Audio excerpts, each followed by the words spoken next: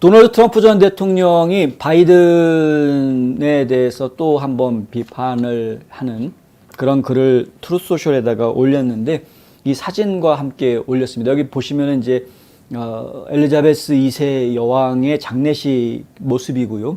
이 장례식 장면에서 저희가 이 사진을 조금 더 키워서 보여드리자면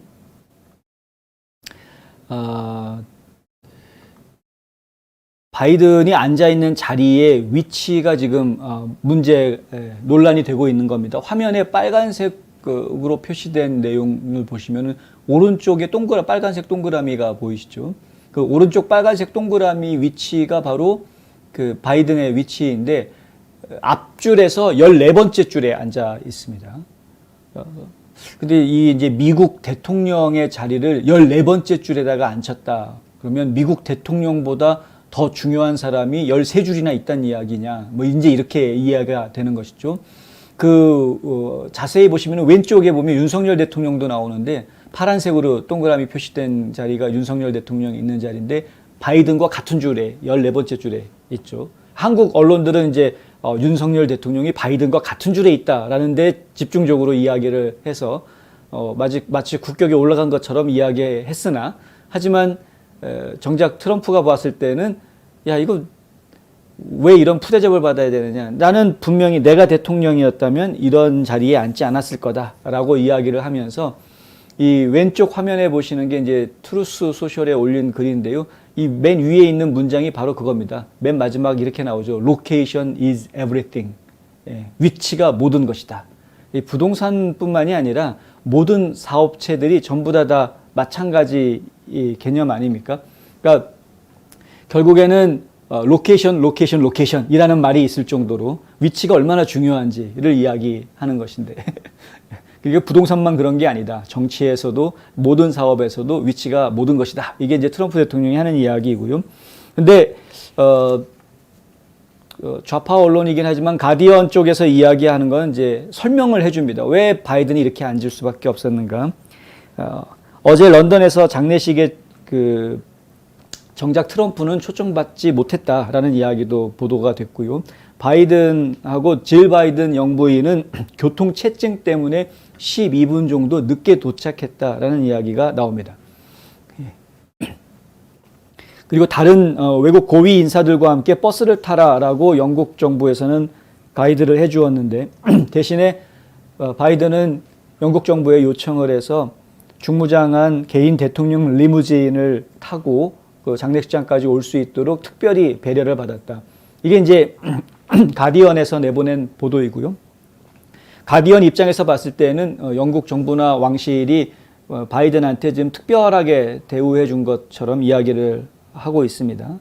그런데 12분 늦게 도착했다라는 게 뒷줄에 앉아야 되는 이유하고는 아무런 관계가 없습니다. 저 자리에 앉아 있는 사람들 다 미리 지정된 자리에 다 앉아 있는 것이기 때문에 그러니까 12분 늦게 도착해서 뒷줄에 앉았다 이렇게 이해해서는 안 되는 거거든요. 그러니까 가디언의 설명은 사실은 적당하지 않고요.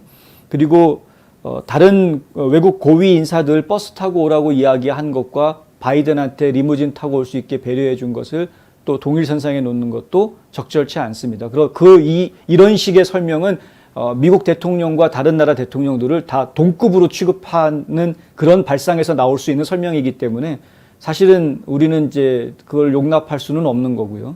그러니까 국격에 맞는 대접을 해주는 것이 외교 관례인데 그 국격에 맞는 대접을 지금 받지 못했다라는 것은 바꿔서 이야기하면 그만큼 미국의 국격이 떨어졌다로 이해할 수밖에 없는 실제로 바이든이 앉은 자리는 14번째 줄이었고 그 앞에는 폴란드 대통령이 뒤에는 체코 총리가 앉아 있었고요. 윤석열 대통령과는 이렇게 같은 열에 있었고 지금 여기 보이는 이제 마크롱 대통령이 보이시죠? 마크롱 대통령은 윤석열 대통령 앞자리에 그러니까 지금 바이든보다 앞자리에 마크롱이 자리를 하고 있는 것을 저희가 보고 있다. 마크롱 대통령 같은 경우에는 뭐 늦을 것 같으니까 차 안 타고 가겠다고 걸어서 갔다라는 또 일화까지 남겼죠. 근데 뭐 어쨌든 간에 중요한 것은 바이든이 취임한 이후에 미국의 국격이 떨어졌다라는 지적입니다. 그게 지금 중요한 부분이고요. 근데 그것에 대해서 뭐 이러쿵저러쿵 뭐 설명들을 자꾸 이것저것 내놓는데 아무리 어떤 설명들을 갖다 붙이려고 애를 써봐도 네. 딱히 이해되는 부분이 별로가 없다. 그러니까 결국은 이것이 지금 미국의 현실이 돼버리고 있다. 안타까운 일입니다. 예, 물론 찰스 3세가 국정을 이끌어나가는 자리는 아니긴 하지만 어쨌든 국왕으로서 제대로 할지는 지켜봐야 되겠으나 이 뭐 장례식 치르는 거 보니까 좀 영 아닌 것 같다라는 생각이 처음부터 막 들기 시작한다. 이 안 좋은 이미지를 어찌할 수는 없을 것 같다. 이런 생각이 좀 들고요. 그리고 이제 뭐 트럼프 전 대통령을 초대하지 않은 것은 충분히 뭐 저희는 이해는 할 수는 있습니다. 뭐 상당히 많은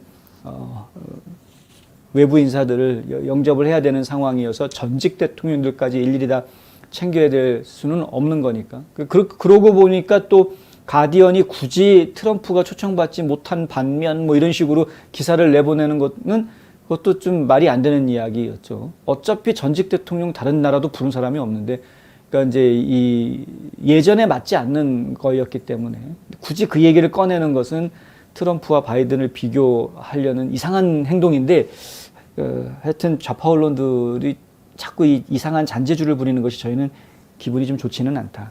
좀 정당하게 했으면 좋겠습니다. 정당하게. 지적할 걸 제대로 지적을 해줬으면 좋겠는데 괜히 꼬투리 잡는 이야기를 하고 바이든은 감싸려고 하는 이런 모습들이 저희가 볼 때는 그냥 실소를 금치 못하게 한다. 뭐 이렇게 말씀드릴 수 있겠습니다.